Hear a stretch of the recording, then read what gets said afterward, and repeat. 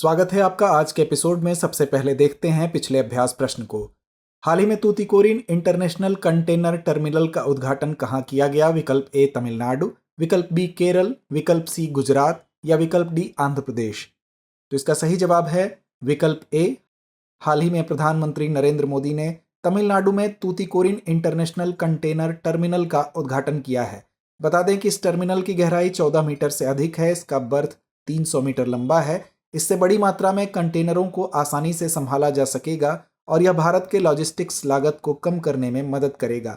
इस टर्मिनल की विशेषता यह है कि इसके कर्मचारियों में 40% महिलाएं हैं, जो समुद्री क्षेत्र में महिला नेतृत्व के विकास का प्रतीक हैं। अतः विकल्प ए सही है।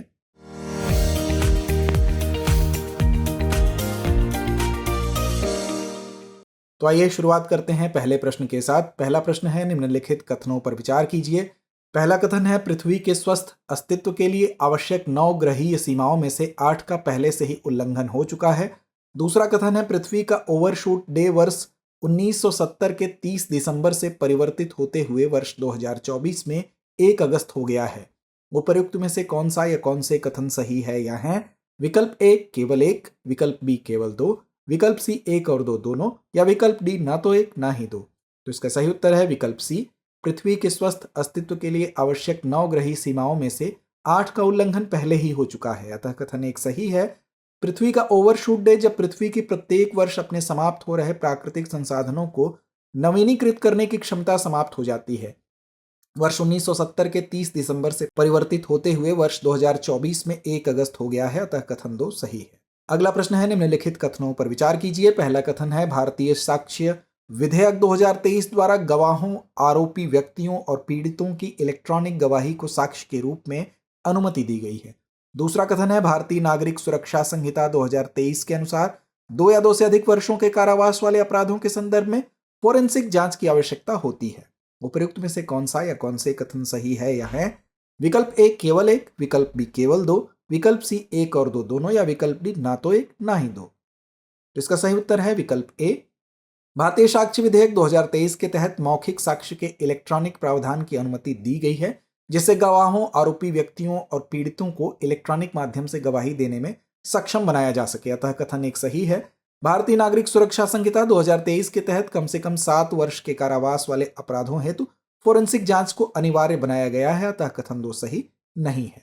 अगला प्रश्न है, कॉमनवेल्थ गेम्स के संदर्भ में निम्नलिखित कथनों पर विचार कीजिए। पहला कथन है, यह राष्ट्रमंडल देशों के एथलीटों को एक मंच प्रदान करता है। दूसरा कथन है, इसका आयोजन हर 4 साल में होता है। उपर्युक्त में से कौन सा या कौन से कथन सही है या है? विकल्प ए केवल 1, विकल्प बी केवल 2, विकल्प सी 1 और 2 दोनों या विकल्प डी ना तो 1 ना ही 2। तो इसका सही उत्तर है विकल्प सी। हालिया खबरों के अनुसार ग्लासगो स्कॉटलैंड कॉमनवेल्थ गेम्स 2026 की मेजबानी करेगा। पहले यह आयोजन ऑस्ट्रेलिया के विक्टोरिया राज्य में होना था, लेकिन बढ़ती लागत के चलते उन्होंने मेजबानी करने से इनकार कर दिया। बता दें कि ग्लासगो ने वर्ष 2014 में कॉमनवेल्थ गेम्स की मेजबानी की थी। अब आइए जानते हैं कॉमनवेल्थ गेम्स के बारे में। तो यह एक अंतर्राष्ट्रीय बहु खेल प्रतियोगिता है। यह राष्ट्रमंडल देशों के एथलीटों को एक मंच प्रदान करता है। अतः कथन एक सही है। इसका आयोजन हर 4 साल में होता है। अतः कथन 2 सही है। यह पहली बार 1930 में ब्रिटिश एम्पायर गेम्स के रूप में शुरू हुआ था। अगला प्रश्न है, भारतीय अंतरिक्ष स्टेशन के संदर्भ में निम्नलिखित कथनों पर विचार कीजिए।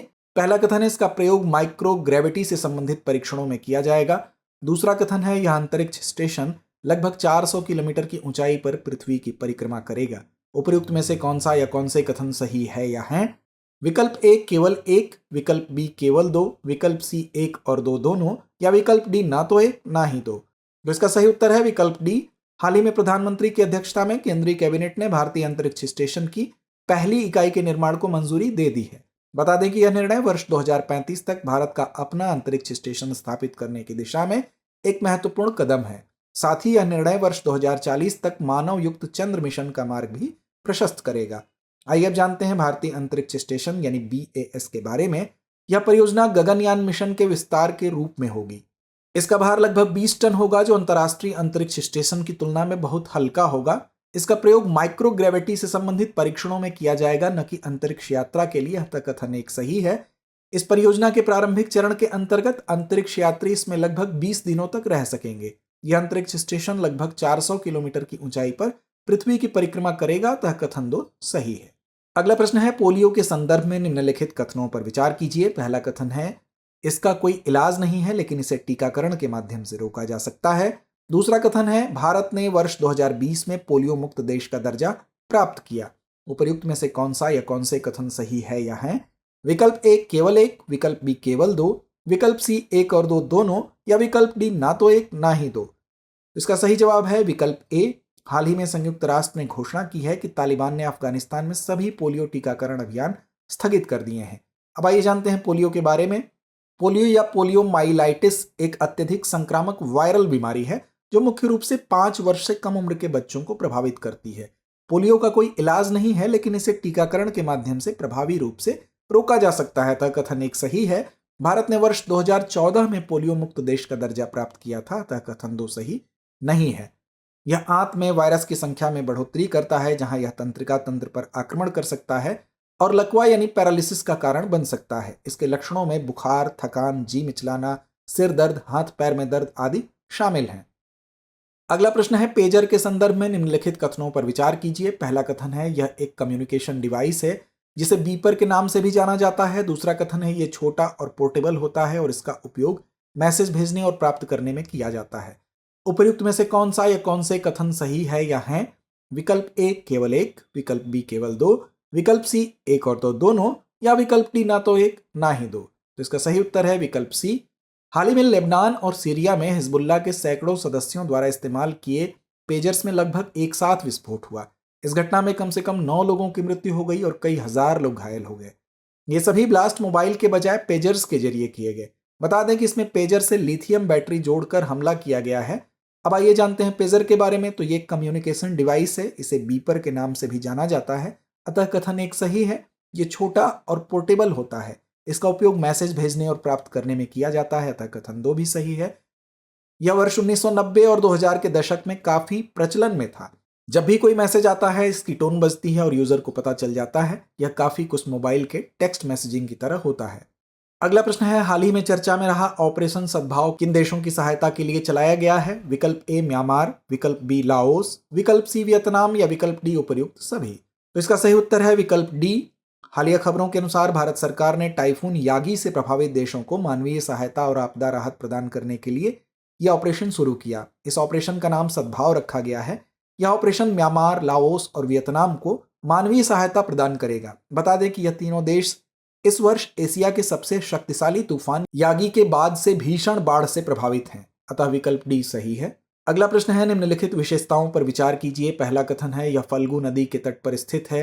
दूसरा कथन है यह बड़े मुंगेर काले पत्थर से निर्मित है। तीसरा कथन है इसका निर्माण 1787 ईस्वी में महारानी अहिल्याबाई होलकर के निर्देशन में किया गया था। उपर्युक्त विशेषताओं के द्वारा किस मंदिर का वर्णन किया जा रहा है? विकल्प ए विष्णुपद मंदिर, विकल्प बी सोमनाथ मंदिर, विकल्प सी बृहदेश्वर मंदिर, या विकल्प डी महाकालेश्वर मंदिर। तो इसका सही जवाब है विकल्प ए विष्णुपद मंदिर गया। यह बिहार के गया जिले में फल्गु नदी के तट पर स्थित है। यह मंदिर भगवान विष्णु को समर्पित है। यह मंदिर लगभग 100 फीट ऊंचा है और इसमें 44 स्तंभ हैं जो बड़े ग्रेनाइट ब्लॉकों मुंगेर के काले पत्थर से बने हैं।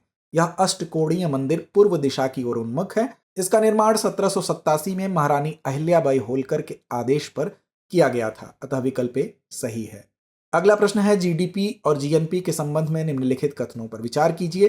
पहला कथन है सकल घरेलू उत्पाद किसी देश की सीमाओं के भीतर निवासियों और गैर निवासियों दोनों द्वारा उत्पादित सभी वस्तुओं तथा सेवाओं के मूल्य को मापता है। दूसरा कथन है जीएनपी किसी देश के निवासियों द्वारा उत्पादित सभी वस्तुओं और सेवाओं के मूल्य को मापता है, चाहे वह उत्पादन कहीं भी किया गया हो। उपर्युक्त में से कौन सा या कौन से कथन सही है या हैं? विकल्प ए केवल एक, विकल्प बी केवल दो, विकल्प सी एक और दो दोनों, या विकल्प डी इनमें से कोई भी नहीं। तो इसका सही उत्तर है विकल्प सी। आइए जानते हैं जीडीपी और जीएनपी के बारे में। तो इसका अर्थ सकल घरेलू उत्पाद है जो किसी देश के निवासियों और गैर निवासियों द्वारा एक निश्चित अवधि में उत्पादित सभी अंतिम वस्तुओं तथा सेवाओं का मौद्रिक मूल्य है। अतः कथन एक सही है। सकल राष्ट्रीय उत्पाद जीएनपी किसी देश के निवासियों द्वारा उत्पादित सभी वस्तुओं और सेवाओं के कुल मूल्य का माप है जिसमें विदेश से आय शामिल है लेकिन विदेशियों को भुगतान की गई आय शामिल नहीं है। अतः कथन 2 सही है। जीएनपी सकल घरेलू उत्पाद जीडीपी से भिन्न है क्योंकि जीडीपी में विदेश में निवेश से प्राप्त आय शामिल नहीं होती है। अगला प्रश्न है निम्नलिखित कथनों पर विचार कीजिए। पहला कथन है वर्ष 2024 में इंडिया सीमेंट बनाम तमिलनाडु राज्य मामले में सर्वोच्च न्यायालय ने माना कि रॉयल्टी कोई कर नहीं है। दूसरा कथन है खनिज अधिकारों पर कर लगाने की शक्ति पूरी तरह से राज्यों के पास है, जबकि संसद केवल खनिज विकास में बाधा उत्पन्न होने से रोकने के लिए सीमाएं निर्धारित कर सकती है। उपर्युक्त में से कौन सा या कौन से कथन सही है या हैं? विकल्प ए केवल एक, विकल्प बी केवल दो, विकल्प सी एक और दो दोनों, या विकल्प डी ना तो एक ना ही दो। तो इसका सही उत्तर है विकल्प बी। वर्ष 2024 में मिनरल एरिया डेवलपमेंट अथॉरिटी यानी MADA बनाम स्टील अथॉरिटी ऑफ इंडिया मामले में सर्वोच्च न्यायालय ने माना कि रॉयल्टी कोई कर नहीं है, अतः कथन एक सही नहीं है। खनिज अधिकारों पर कर लगाने की शक्ति केवल राज्यों के पास है, जबकि संसद केवल खनिज विकास में बाधाओं को रोकने के लिए सीमाएं निर्धारित कर सकती है, अतः कथन 2 सही है। आइए अंत में नोट करते हैं आज का अभ्यास प्रश्न। हाल ही में कौन सा देश भोजन के लिए हाथियों को मारने की योजना बना रहा है? विकल्प ए नाइजर, विकल्प बी रवांडा, विकल्प सी दक्षिण अफ्रीका, या विकल्प डी जिम्बाब्वे। तो इस प्रश्न का जवाब कमेंट बॉक्स में देना ना भूलें। धन्यवाद। डियर व्यूअर्स, अपने एग्जाम की तैयारी को और बेहतर करने के लिए हमारे चैनल को लाइक, शेयर और सब्सक्राइब करना न भूलें।